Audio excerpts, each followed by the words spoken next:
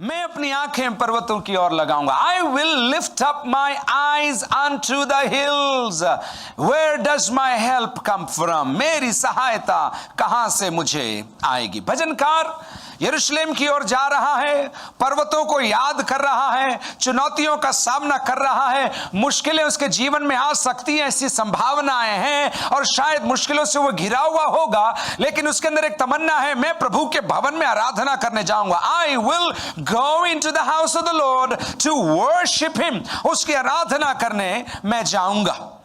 लेकिन आप देखिए वहां कहता, मैं अपनी आंखें पर्वतों की ओर लगाऊंगा। बहुत दिन हुए आपकी और मेरी आंखें परिस्थितियों पर लगी हुई है। बहुत दिन हो गए मेरी और आपकी आंखें क्या हो रहा है उसकी ओर लगी हुई है। किसने क्या कहा, कल क्या हुआ, इस सप्ताह क्या हुआ। हाँ, दुखांतिकाओं की सूची बढ़ती जा रही है, मुश्किलों की सूची बढ़ती जा रही है। मेरी और आपकी आंखों में ऐसी ऐसी बातें हम देख रहे हैं जो हम विश्वास भी नहीं कर सकते। अगर आपने सप्ताह न्यूज देखा तो आपको मालूम है, एक हवाई जहाज दुबई से कुछ लोगों को लेकर केरल की ओर आया और वो बारिश के कारण रुक नहीं पाया, गिर गया, 2 टुकड़े हो गए। पेंसिल जैसे टूटती वैसे 2 टुकड़े हो गए, 20 के लगभग लोग मर गए। एक के बाद ऐसे पानी, बारिश, बाढ़, ये सारी बातों को सुनकर आपकी आंख इधर और इधर और इधर। अब क्या, शायद आपके मन में एक और सवाल उठ रहा होगा इस हफ्ते, और क्या हो सकता है, इससे बुरा क्या हो सकता है। और आप नेगेटिव, नकारात्मक, निराशाजनक बातों की ओर आपकी नजरों को लगा रहे होंगे पिछले दिनों के अंदर। लेकिन भजन का रात सुबह आपको आमंत्रित करते हुए कहता है, इन परिस्थितियों की ओर नहीं, अपनी आंखें ऊंचाइयों की ओर लगाओ। लिफ्ट अप योर आईज, तुम्हारा छुड़ाने वाला आ रहा है। तुम्हारी आंखों को ऊपर उठाओ। लिफ्ट अप योर आईज, अपनी आंखों को उठाओ। स्वाभाविक तौर पर यह संभव है कि हम इधर उधर देखेंगे, हम लोगों की मदद चाहेंगे, हम अपनों की मदद चाहेंगे, जिन्होंने हमसे कुछ कहा था उनसे हम अपेक्षा रखते हैं। लेकिन भजनकार इन बातों को जानता है और वो क्या कहता है मालूम, मैं अपनी आंखें पर्वतों की ओर लगाऊंगा, मुझे सहायता कहां से मिलेगी। मुझे लग रहा है एक ही आयत में अपना समय खत्म हो जाएगा, इतनी गहराई प्रभु के वचन के अंदर है। मुझे सहायता कहां से मिलेगी। आपको सवाल पूछने का हक है, लेकिन आपको जवाब भी आना चाहिए।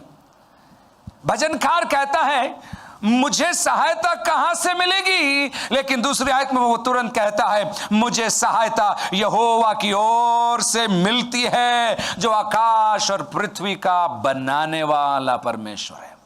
You have every right to question what's happening, but you better be sure the answer to your own question is how you have walked with your God and how you have known your God. आपके परमेश्वर को आपने कैसे जाना है, कितनी करीबी से जाना है, कितनी वास्तविकता से आपके परमेश्वर को आपने जाना है।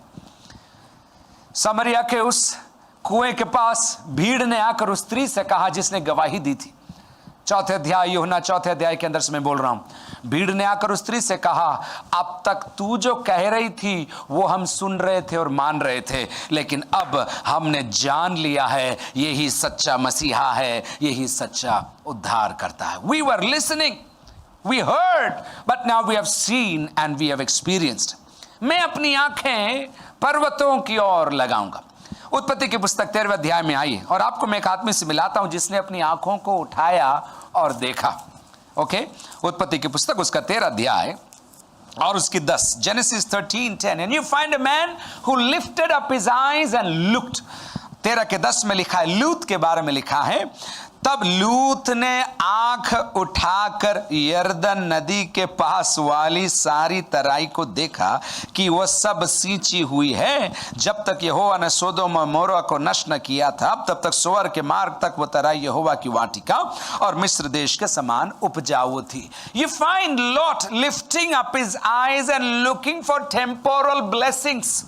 नाश होने वाली आशीषों के लिए जब उसको मौका मिला कि तू वो चुन ले, चुनाव करे, जो दिखता था, जो उसको अच्छा लगता था, जो उसे समझ में आ रहा था, उसे देखने के लिए लूत ने आंख उठाई। लेकिन इसके विपरीत इसके अंकल को देखिए, 15वें अध्याय में आइए, जेनेसिस 15 और 15 का 5 देखिए। अब्राहम वहां पर आंख नहीं उठा रहा है, अब्राहम वहां पर कुछ नहीं कर रहा, लेकिन परमेश्वर अब्राहम को उठाकर कह रहा है तंबू से बाहर आओ। कब तक तू तंबू को देखता रहेगा? तू तंबू के बाहर आ। 15:5 जेनेसिस 15:5। और उसने उसको बाहर ले जाके कहा, आकाश की ओर दृष्टि करके तारागण को गिन, क्या तू उनको गिन सकता है? फिर उसने कहा, तेरा वंश ऐसा ही होगा। If Lot is looking at what he can get, at what he can make, at what he can do and what is beneficial for him, there is Abraham who is looking unto God, and God is inviting him out of his situation, out of his constraint, and inviting him to look into the possibility which is immense.